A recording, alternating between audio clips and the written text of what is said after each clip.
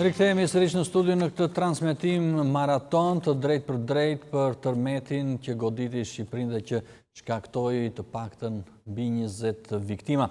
Kryeministri Edi Rama ishte në spitalin e traumës në mbrëmje ku e pam drejt për drejt dhe komentoi këtë ditë të rëndë të tërmetit për të gjithë shqiptarët. Në fakt është surreale që të flasësh me presidentin e Francës kur je përballë një gërmadhe në Durrës apo me kryeministrin e Greqisë kur je përballë një gërmadhe tjetër apo në rrugëve apo kryeministrin e Italisë kështu me radhë. E them këtë për të treguar se sa e madhe ka qenë vetëdijshmëria nga ana tjetër, nga të gjitha anët. Dhe ndërkohë po punojmë për çfarë vjen nesër.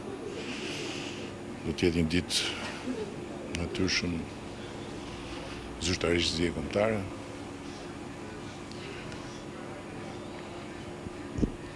Do të jetë një ditë për të filluar të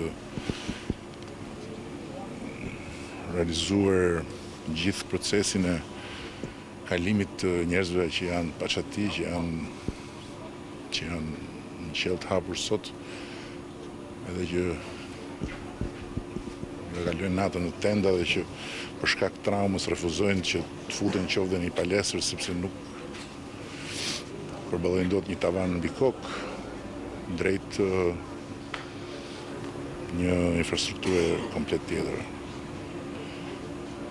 Sot kam punuar në të drejtim bashkë me kolegët për të ndërtuar me shpejtësi një marrëveshje me gjithë operatorët turistik dhe gjitha hotelet e nevojshme në Bregdet, në Durrës, nga vaj pa diskutim, po të jetë nevoja dhe në Lorë, Lesh, do vëmë dispozicion të gjitha familjeve që s'kanë qati, që s'mund ta kalojnë ndimrin në tent, që duhet të merren dhe të trajtohen, të shërbehen, të ushqehen, të lahen, të thahen, të zhvillojnë një jetë sa më normale në kushte optimale. Kjo nuk është çështje ditësh, kjo nuk është çështje javësh, kjo është çështje muajsh. Dhe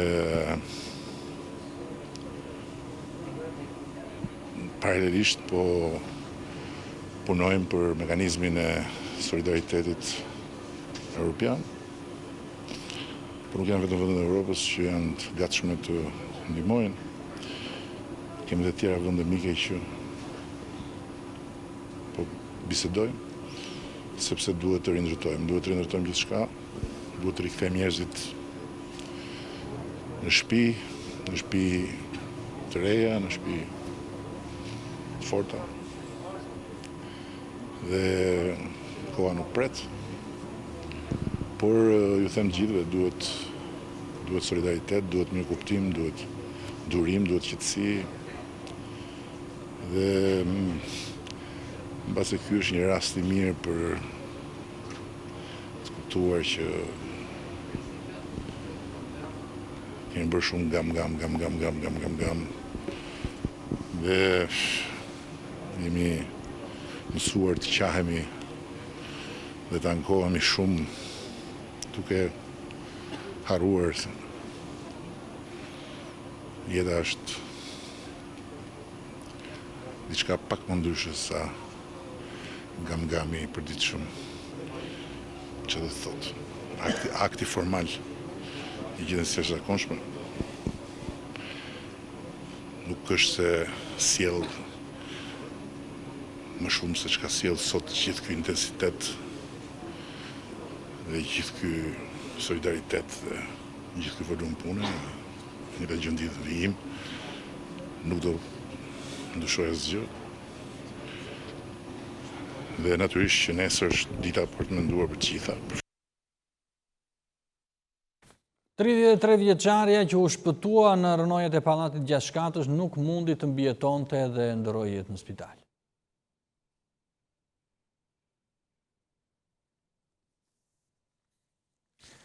Atë le të shohim edhe se si e përjetuan njerëzit këtë tërmet të cilët e kaluan natën në rrugë. 2 banorë të kësaj zone, të cilët do të na thonë më shumë se si e kanë përjetuar këtë natë që ka qenë e tmerrshme për të gjithë ne banorët e Durrësit. Përshëndetje. Ishte ora 4 i mëngjesit, përjetuam një tmerr. Ishte po momenti, unë kam 3 fëmijë të vegjël, nuk ishim shpërnda, nuk ishim gjithë me një dhomë, po ishte punë 20 sekondash që po të kishte mbajt edhe 20 sekonda tjera, ne do kishim... Ndërkohë keni çelësi në shtëpisë të varur në qafë. Po, vetëm kjo më ka ngel. Po mundohesha të flej gjumë, zakonisht më zë gjumi nga lodhja tepër që kam po sigur ndjeje diçka nga brenda. Ndjeje diçka dhe pash që filloi një lëkundje. Thash, okay, do jetë lëkundje vazhdueshme siç ndodh nga lëkundje tektonike se u bë gati e zakonshme në Durrës. Por në vërtet në orën 4 mëngjesit ishte tmerr. Ishte tmerr i vërtet sepse unë nuk jetoj tu, po jetoj në zonën e plazhit. Në zonën tuaj të banimit ka dëme? Ka shumë dëme, sidomos në zonën e golemit janë shkatruar pothuajse pallatet 7 kaqe, 8 kaqe, kanë rënë gjitha nën tokë. Ishte tmerr në momentin që erdhëm te, shikoje njerëzit, tek shikonin me elektrik gjithë viktimat që kishin rënë nën tokë. Zënjë, ju keni të afërm, po prisni, nuk ju lejojnë të... Po presim, po ka nevojë për mu shtru, sa është dëmtu, edhe do të shtrohet se zba. Dëmtim të gjymtyrëve? Po. Është pak në brezë poshtë është vrasë, është shumë faqja muri krejt. Çfarë keni? Nana ime.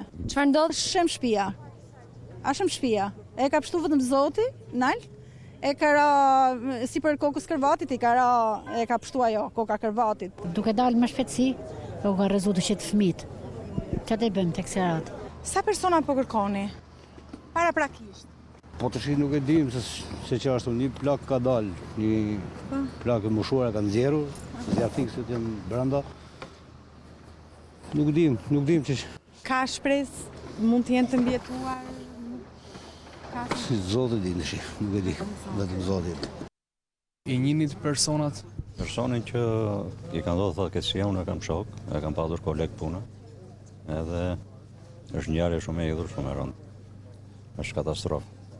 Po jetojmë ato emocionet e pritjes inshallah dalin e janë gjallë. Jeti ka dalë në momentin e tërmetit, ka çunin në Itali, erdhi çuni nga Italia tani dhe po presin që kanë komunikuar thonë me gocën këtu mrena, ajo është gjallë. Por nuk keni komunikuar me të njëri tuaj? Absolutisht. Ata jetonin familjarisht në pallat? Po, familjarisht në pallat. Sa antar ishin? Të di se janë 4. Sa i kanë jetuar në këtë pallat nuk e di tjetër. Veç për 4 e di që kanë jetuar. Keni të afërm që beson? Kena njerëz të afërt, nuk diskutohet e punë. Unë ndrysha Zoti e kam dorë këtë punë. Çfarë mendje keni? Kush janë personat që janë të paratë? Njerëz më të afërt, kushit që na kushit tonë, njerëz të afërt. Shok, miq. Edhe mos me pas njerëz të afërt, njeriu vjen për me dhënë një miq, sa do pak si mund të kena. Kam njerëz shumë të afërt. Kam djalin e dajs. Sa vjeç? Djalin e vet 18 vjeç. Aty në rrënoja. Presim inshallah. Në çfarë kati banonin? Tonë këtë dytë. Aty ku po kërkojnë të presim. Kemi shpresë në Zoti. Kena prej shkurrësh ne, vëm kur një gjosh mulërima, kena nxjerrë i grun 4 mëngjesit nga këtu me djalin, kom shien sipër. Kurse nana e vjera vet me gocën e janë poshtë, gocën e kam. Ju keni të afër brenda orët? Po kom shite, kena shku si motra lezër. Qa të afër ma duhet. Në një mesazh, kryetari i Partisë Demokratike Lulzim Basha tha se ky mëngjes na gjeti të tronditur thellë nga tërmeti frikshëm që fatkeqësisht solli humbje jetësh njerëzore, plagosje si dhe dëme të mëdha. Zero interpretim politik nuk kam sot përveç se një thirrje qeverisë që të shpallë me një gjendjen e emergjencës për të mjekuar të dëmtuarit, për të inventarizuar dëmtimet dhe për të mirë menaxhuar panikun dhe pasojat e tërmetit, tha zoti Basha, të gjithë në këmbë, solidaritet të pakursyer dhe të pakushtëzuar, si vëllezër dhe motra të një gjaku, të një kombi, në krah të vëllezërve dhe njerëzve që kanë humbur të afërmit e shtrenjtë, në krah të qytetarëve të lënduar që janë ende të tronditur dhe të dëmtuar, tekson zoti Basha, që më herët ishte edhe në zonat më të prekura nga tërmeti. Të gjithë bashkë si një familje e madhe, pas një dallim do t'ja dalim, thot kryetari i opozitës dhe i Partisë Demokratike.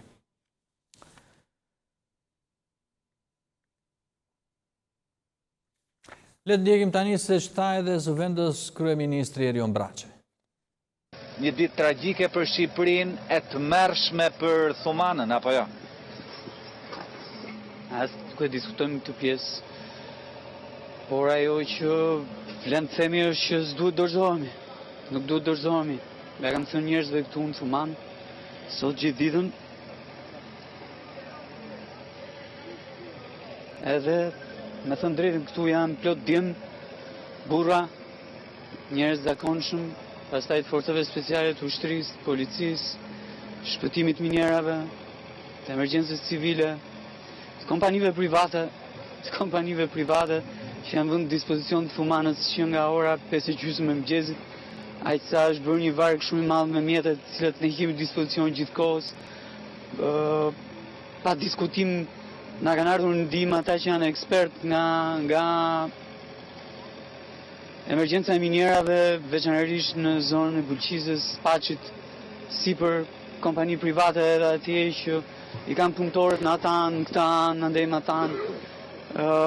Forcat sigurisë Kosovës që ndodhen këtu me ne. Por ajo që të bën që të qëndrosh, të rezistosh edhe të mos dorëzohesh, janë njerëzit e zakonshëm këtu në Thuman, të cilët po bëjnë gjithçka për të shpëtuar kë mundin dhe natyrisht për të arritur kë mundin. Mos harroni një gjë, që në 40 vitet e fundit asnjëri prej këtyre banorëve që shihni këtu nuk ka përjetuar një situatë të tillë. Është përvoja jonë e parë si shqiptar, nuk po them për Erionin, për qeverinë, për forcat e tjera të ndërhyrjes që janë në operacion këtu në pallatin tjetër ku konsumohet një dramë shumë e madhe njerëzore. Shohim djalin atje më tanë është deri në gjysmë të trupit dhe nuk arrim dot që ta nxjerrim akoma sepse ka një rrezik shumë të madh në pallatin tjetër atje më tanë. Kështu që është përvoja e parë, po bëjmë çmos. Këta njerëz që janë këtu me ne, natyrisht që janë vendosur që të shkojmë deri në fund kësaj gjë, të shpëtojmë. Jemi akoma shumë afër, ju tha 12 orë, jemi shumë afër në kohë për të dorëzuar, duhet vazhdojmë të rezistojmë deri në fund me gjithë që jemi këtu, me çdo ndërmarrje, me bashkinë e krujës që ka vënë çdo punëtor saj në dispozicion, me çdo banor të Thumanës që është këtu me ne, që vazhdon të kërkojë bashkë me ne në çdo centimetër të rënojave dhe natyrisht është gjëja më mirë mundur në këtë moment. Gjëja më e mirë mundur. Duhet vazhdojmë të kërkojmë jetët e njerëzve këtu. Dhe pastaj të merrem me gjërat e tjera. Po është gjithkohë e mundshme për të marrë me jetët e njerëzve këtu. Zoti zëvendës kryeministër, apo shqyrton qeveria shpalljen e situatës së jashtëzakonshme? Muhamet, të gjitha do t'i bëjmë. Por ajo që është themelore për të bërë tani është kërkojmë jetën e njerëzve. Lëkundjet e tokës janë lajm kryesor në të gjitha mediat më të mëdha ndërkombëtare ku nuk mungojnë dhe premtimet për solidarizim.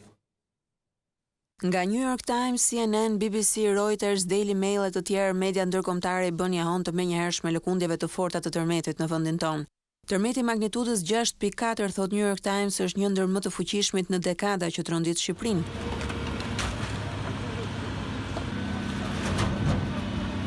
Në artikull përmenden viktimat, kaosi dhe frika që mbolli kjo furi e natyrës. Shkatrim dhe panik raporton The Guardian, i cili e përshkruan situatën me tone dramatike. Në mënyrë të veçantë përdiqmja prestigjioze citon rastin e gruas së moshuar në Durrës që nuk arriti të mbijetonte, por shpëtoi nipin e saj duke e mbuluar me trupin e vet. Një gjest vetmohimi që rezonon fort mes rreshtave të artikullit të The Guardian, i cili kujton se si tërmeti magnitudës 5.6 që tronditi vendin në 21 shtator, u konsiderua si më i rëndi në 30 vjet. CNN citon Institutin Gjeologjik Amerikan të pohoj se epiqendra e tërmetit ka qenë në një thellësi prej gati 20 kilometrash. Banorët në rrënoja shkruan Reuters, i cili flet për një goditje në thellësinë 10 kilometra dhe për ndërprerje të energjisë elektrike në disa zona. Tërmeti, vazhdon agjencia e njohur e lajmeve, u paraprin nga disa lëkundje më të lehta dhe është ndjer deri në rajonin e Puljas në Itali. Po luftohet me kohën për gjetjen e të mbijetuarve, thekson Fox News, duke shtuar se ekipeve të shpëtimit u kanë ardhur në ndihmë dhe banor vendas. 3 orë pas goditjes kryesore pati një pas lëkundje mjaft të fortë, vëren Al Jazeera, e cila shton se kjo situatë ishte paraprirë nga disa tërmete më të lehta. Tërmeti fuqishëm është ndjerë deri në rajonin italian të Puljes, ndërsa pak orë pas tij edhe në Bosnjë u regjistruan lëkundje të magnitudës 5.2. Le të ndjekim tani ministren e mbrojtjes Olta Xhaçka, e cila bën një bilanc të kësaj dite të rëndë për Shqipërinë.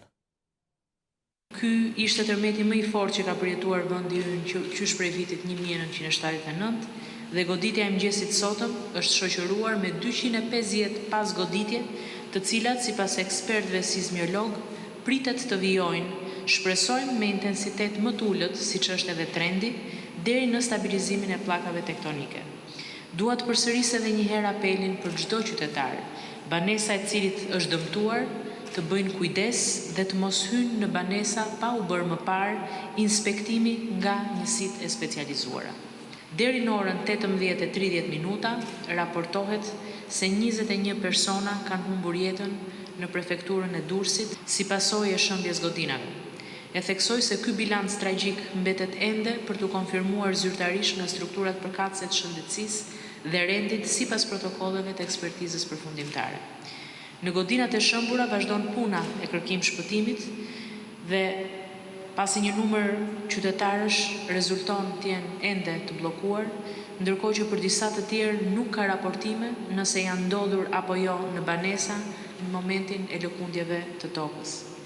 Falë ndërhyrjeve të ekipeve të specializuara, 45 persona kanë mundur të shpëtohen deri tani, rreth 600 banorë nga ana tjetër janë lënduar, 2.000 efektiv të forcave të armatosura, efektiv të Gjenios, forcave speciale dhe ato komando, si dhe 1.900 efektiv të policisë shtetit janë në terren dhe nga dishmëri të plot, bashkë me ekipet e zjarfiksve të bashkive, 10 ekipeve mjekësore dhe qindra e qytetarëve të cilët janë angazhuar në terren dhe janë nga dishmëri të plot për të bërë të mundur nxjerrjen dhe shpëtimin e personave të bllokuar në rrënoja apo ngritjen e çadrave dhe strehimin e familjeve banesat e të cilave janë dëmtuar.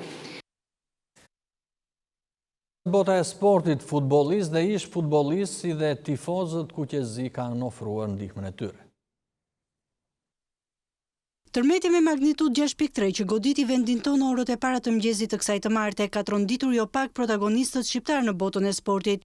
Shumë i tronditur ndaj kësaj ngjarje të rëndë është shfaqur drejtori sportiv i Lazio Siglitare që nëpërmjet një interviste për agjencinë ADN Kronos premtoi se do të bëjë gjithçka mundet për të ndihmuar vendin e tij.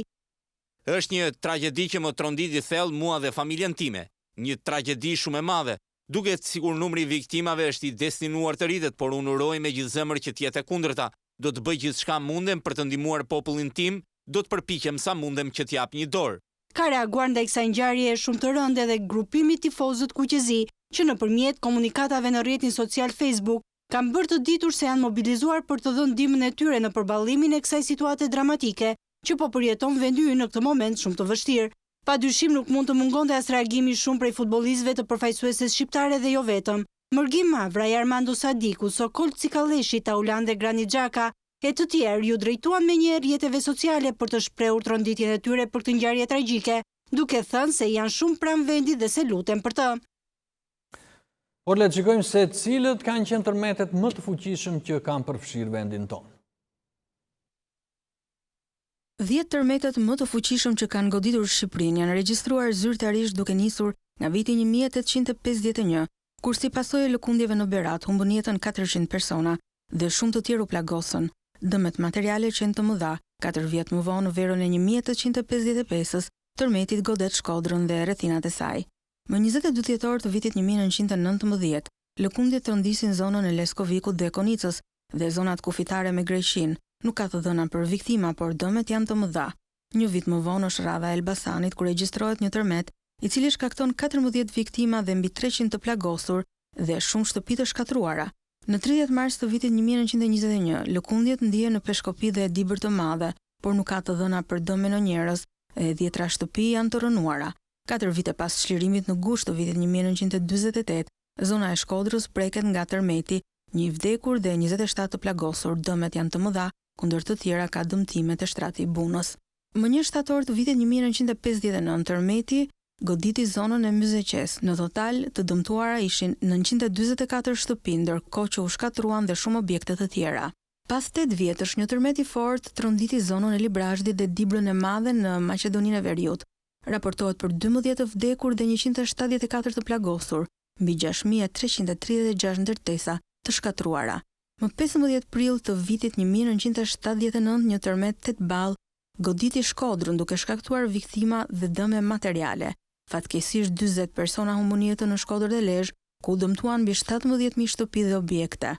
Tërmeti i fundit i fortë është regjistruar në Tiranë në janar të vitit 1988, ku dëmet kryesore janë raportuar në Arban dhe Petrel. Listës së tërmeteve të fuqishëm ju shtua dhe ai 21 shtatorit të këtij viti me dëme në Tiranë e Durrës. Presidenca uli në gjysmështiz flamurin kombëtar për të nderuar të gjithë ata që humbën jetën nga kjo fatkeqësi e madhe ditën e sotme, ndërsa presidenti i Republikës zoti Ilir Meta vendosi që ta anullojë, siç njofton presidenca, pritjen shtetërore të organizuar me rastin e ditës së flamurit dhe festës së pavarësisë, planifikuar për në datën 28 nëntor në orën 19 në Pallatin e Brigadave. Le të shkojmë tani në Durrës për të parë disa pamje nga kamerat e sigurisë brenda një marketi, se si gjithçka aty rrëzohet dhe krijohet një situatë e jashtëzakonshme, pra pamje që vijnë nga kamerat e brendshme të sigurisë së një marketi në Durrës. Ky është momenti i orës 3:54 minuta, pra të mëngjesit të sotëm. Jemi sërish në të njëjtin market, por në një kënd tjetër të kamerave të sigurisë së brendshme.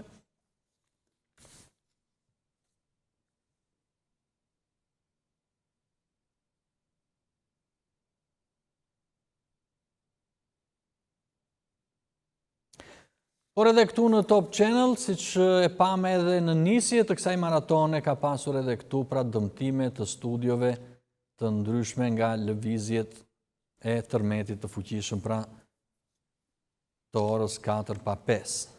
Në 3:53 minuta janë regjistruar këto plane, pra jemi këtu në studion e lajmeve. Në orën 3:53 minuta, pra tërmeti dëmtoi edhe studiot tona këtu.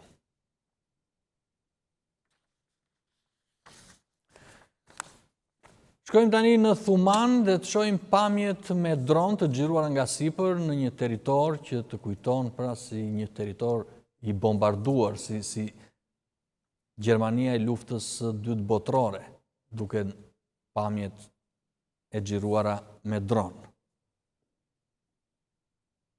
Është pikërisht pallati ku kolegu Muhamet Veliu ka ndjekur gjithë operacionin, i cili vazhdon edhe në këto momente. Është njëri nga 2 pallatet e shkatruar ku brenda tij pati edhe viktima, por edhe një të mbijetuar. Dhe le të shpresojmë se do të ketë të mbijetuar të tjerë, pasi ekipet e shpëtimit janë duke punuar edhe në këto momente në Thuman. Shohim pamje tani edhe nga Durrësi, ku një pjesë e kalasë së Durrësit është rrëzuar, janë pamje edhe këto pamje me dron. Duket pra pjesa e rrëzuar. Janë pamje të xhiruara pra sot në qytetin e Durrësit, pra si qyteti më i dëmtuar në Shqipëri, gjithë rajoni i Durrësit, në fakt jo vetëm Durrësi si qytet. Jemi duke parë pra një mur të shëmbur në kalan e Durrësit. Ndoshta është dhe një pjesë e torrës, me sa duket aty.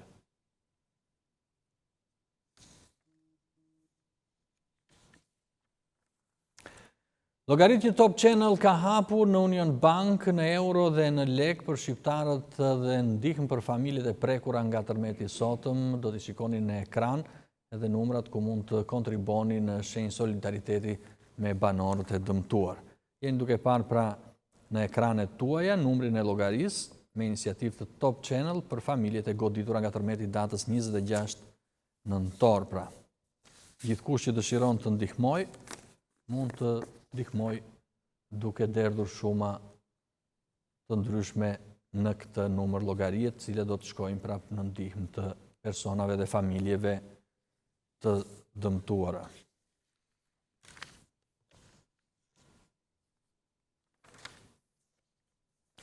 Le të shohim edhe njëherë se si janë shpëtuar disa nga personat e mbetur brenda rënojave. Një 25 vjeçar pra unëzori gjallë nga rënojat e pallatit në Thuman. Le të ndjekim momentin kur Muhamet Veliu na e solli live në këtë transmetim. Bëhet fjalë për 25 vjeçarin Sajmir Gregu, konfirmohet ai është gjallë, por është ende e vështirë për ta nxjerrë nga rënojat, po bëhen përpjekjet e fundit. Me gjas krahas Sajmir Gregut, aty është edhe babai i tij. Ja, këto janë momentet, është përpjekja e fundit. Kanë mundur të nxjerrën Sajmir Gregun nga rënoja, siç e panë, ka duar trokitje, ka ovacion, ka gëzim. Një lajm i mirë, i cili na bën optimist edhe për babain. Ka dalë Sajmir Gregu, fatmirësisht një lajm i mirë më në fund nga Thumana. Janë momente emocionuese, janë momente të vështira. Ka mundur Sajmir Gregu t'ja dalë nga kjo tragjedi, nga ky tërmet. Ai po drejtohet drejt spitalit të traumës në Tiranë. Momente të jashtëzakonshme, heroik, me plot fjalën të gjithë efektivet e gjenjos, të policisë, qytetarët, të cilët janë përfshirë në këtë operacion shpëtimi. Fatmirësisht lajmi mirë, Sajmir Gregu është gjallë, ai ka mundur të mbijetojë. Në një shkënet në Durrës u shpëtua edhe një 17 vjeçar i cili u nxorr nga rënojat e shtëpisë që shkatroi Tërmeti. Le të ndjekim materialin e kolegeve Anila Hoxha dhe Bruna Kërçyku. 17 vjeçari Ram Lala, i cili në këtë momente po nxirret nga gotina e shtëpisë, nga rënojat e shtëpisë së tij në kënet të Durrësit, është thirrur ambulanca, është afruar, tashmë janë momentet e fundit. Duket se djali është duke dalë, ai është gjallë, ka komunikuar deri në momentet e fundit me ekipet e shpëtimit. Kanë bërritur dhe familjarët në fakt dhe janë momente goxha të rënda këtu, pasi dyshohet edhe për 4 fëmijë të tjerë në rënoja.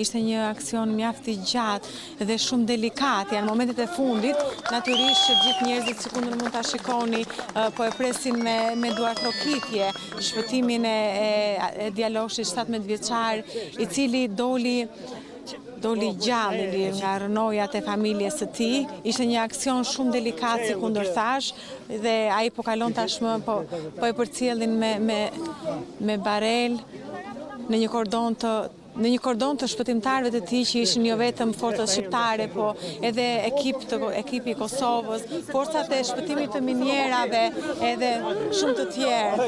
Doli dhe është një situatë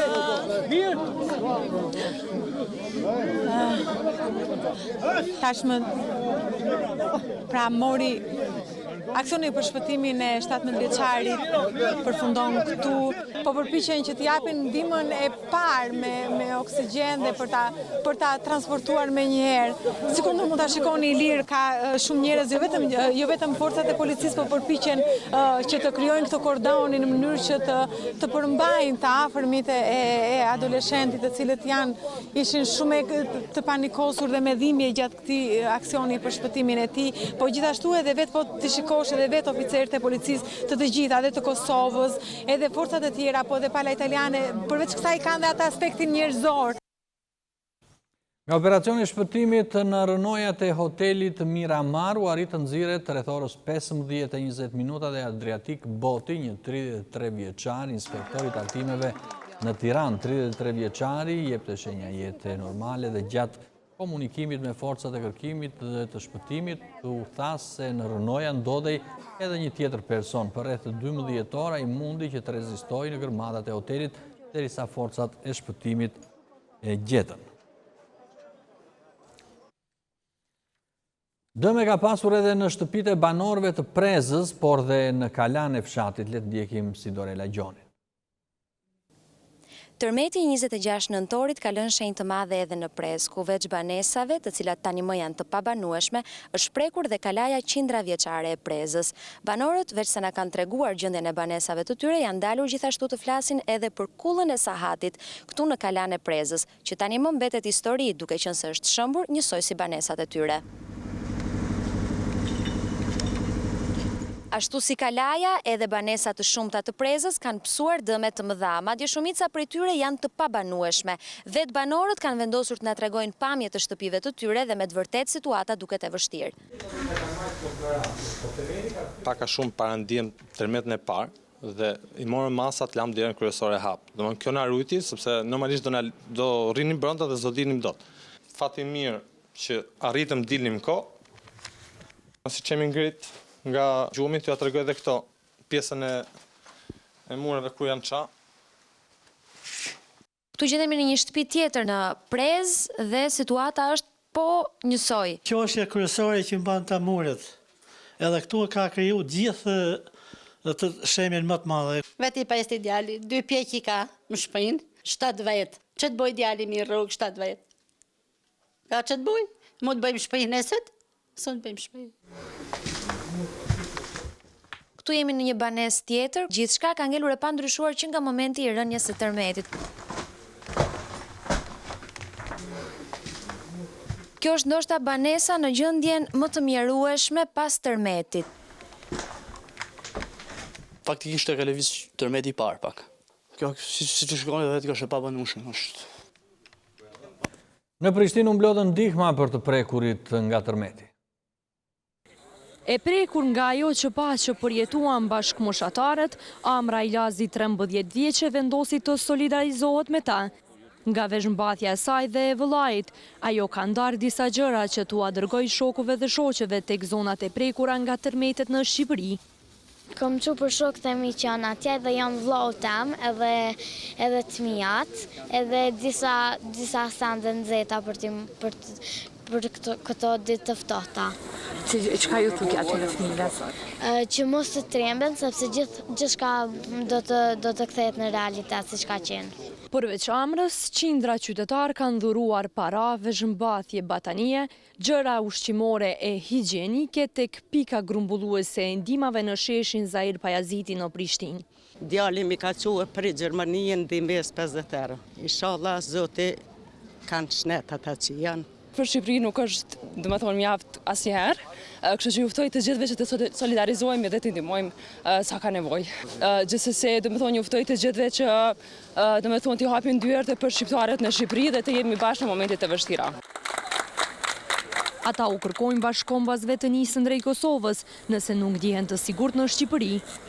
Do mundohemi që edhe ne sa do pak të solidarizohemi me ata që na kanë pritur ata në vitin, domethënë 1999 gjatë luftës, edhe ne ashtu ngosht të gjejmë të krijojmë një hapësirë edhe për ta që sidoqoftë që aty të jem të paktën me një kolëm mbi kry. Me kënaqësinë më të madhe jemi bindën që populli solidar shqiptar i Kosovës ka me hap dyert për ata që ka nevojë për strehim. Një ndër organizatorët e shumtë për mbledhjen e ndihmave ishin tifozët plisa të ekipit basketbollistik Shcigal Prishtina, të cilët treguan se kanë mbledhur mbi 1000 euro të holla dhe qindra thas me ndihma.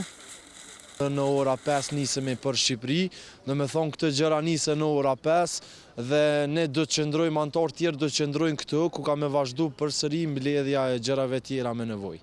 Ekipet grumbulluese të ndihmave në baza vullnetare janë vendosur pothuajse në çdo qytet të Kosovës, ndërsa qeveria përveç që ka aktivizuar njësitet e forcës së sigurisë së Kosovës, policisë dhe ekipet e zjarfikësve të qetave të shpëtimit të ndërmarrjeve publike, kanë ndarë edhe një shumë prej 500.000 eurove. Alberta Ashani, Top Channel, Prishtinë. Tërmeti pra shkaktoi shumë dëme në Durrës, madje edhe shembja një muri ka bashkuar familjet e 2 komshinjve. Le të ndjekim Kristi Gongon. krahas numrit tragjik të viktimave që humbën jetën gjatë tërmetit me magnitudë 6.4 të shkallës Richter, ka edhe persona të tjerë shqiptar që kanë braktisur shtëpitë gjatë momentit të rënjes së tërmetit. Siç e shikoni, shtëpitë janë kthyer të pabanueshme, ndërkohë që terrori që kanë përjetuar banorët gjatë zbritjes së shkallëve për t'i shpëtuar minutave të lëkundjeve të forta që pati tërmeti, ka pasur edhe lëndime. Por më mirë, këtë situatë do të na i tregoj Flora Haxhiaj, e cila ka qenë e vetme gjatë përjetimit të momenteve të tmerrit. Nuk jetohet me këtu tani. Ka marrë fund shtëpia, jo vetëm shtëpia ime, por tër yrja, tër pallati. Ju ishit e vetme në shtëpi në momentin që ra tërmeti? E vetme isha, ja këtu te divani isha, ja ra tërmeti, e nuk lëviza fare. Nuk lëviza, u ngita një rash pra poshtë, kur mbaroi tërmeti nuk hapësh dera, ishte pamundur dera. Pastaj një të hapur derën, kam rrikur në shkallë me vrap, kam rënë në shkallët, e ulurimet e njerëzve, o zot. Ndërkohë le të shikojmë pjesën tjetër të shtëpisë, e cila, siç e shikoni edhe nga pamjet, është kthyer e pabanueshme. Këto pamje tregojnë se si janë bashkuar shtëpitë, apartamentet me njëra tjetrën. Faqja e murit është shkëputur dhe ka rënë në shtëpinë e komshies së Flora Haxhiajt. Shtëpia juaj është kthyer e pabanueshme? E pabanueshme nuk e dim. Aty duhet të vijë një inxhinier që të hedhë firmën të thotë që ju rrini në këtë banesë pa merak. Ndjekim tani një kronologji nga lëkundja e parë mbrëmjen e djeshme dhe tërmetet e fuqishme ditën e sotme dhe operacionet e shpëtimit gjithashtu.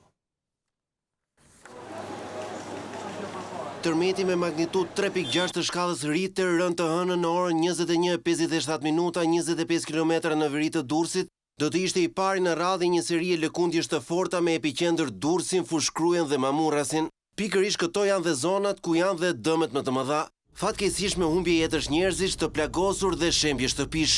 Ndërkohë lëkundjet të fuqishme janë ndjerë në të gjithë Shqipërinë e mesme, përfshirë edhe kryeqytetin.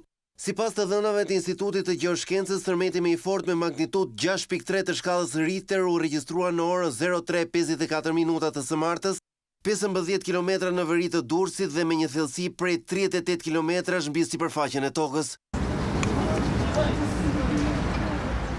Në zonën e Durrësit dhe fushkrujës janë raportuar disa shembje objektesh duke zënë në rrënoja qytetar dhe duke ndërprerë jetë në mes. Forcat e kërkim shpëtimit po nxjerrin një nga trupat. Shembje e disa shtesave të pallateve, ndërtesave, disa kaqe përfshirë vila në zonën e ish-kënetës në Durrës dhe deri hotele në zonën e plazhit, kanë angazhuar forcat të shumta të emergjencave civile në operacione kërkim shpëtimi. Të pafat kanë qenë edhe disa banorë në thuman të fushkrujës, të cilët janë zënë në rrënoja nga shembja pallateve si pasojë e lëkundjeve tronditse.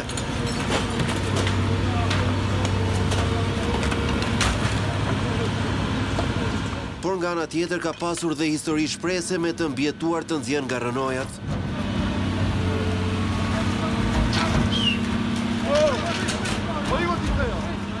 Ndërkohë rreth një orë përpara tërmetit më të fuqishëm, një tjetër lëkundje e fortë me magnitudë 4.6 po në veri të Durrësit kishte zgjuar banorët dhe krijuar jo pak panik. Tërmetet e forta me magnitudë mbi 4 janë regjistruar në intervale të ndryshme kohore pas lëkundjes kryesore. Në orën 07:08 minuta epiqendra e tërmetit me magnitudë 5.5 ishte në kepin e Rodonit. Kjo zonë ka qenë gjatë gjithë ditës së martë vatër lëkundjesh të ndryshme.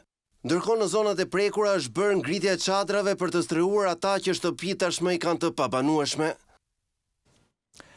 Kemi arritur në fund të kësaj maratone të jashtëzakonshme që ka nisur që në orët e para të mëngjesit këtu në Top Channel, duke mbuluar gjithë zhvillimet e tërmetit të tmerrshëm të 26 nëntorit që solli më shumë se 20 viktima, 21 viktima deri në këto momente dhe urojmë që ato të mos shtohen. Unë ju falenderoj që na ndoqët dhe uroj që këto plagë të tërmetit të mbyllen sa më shpejt.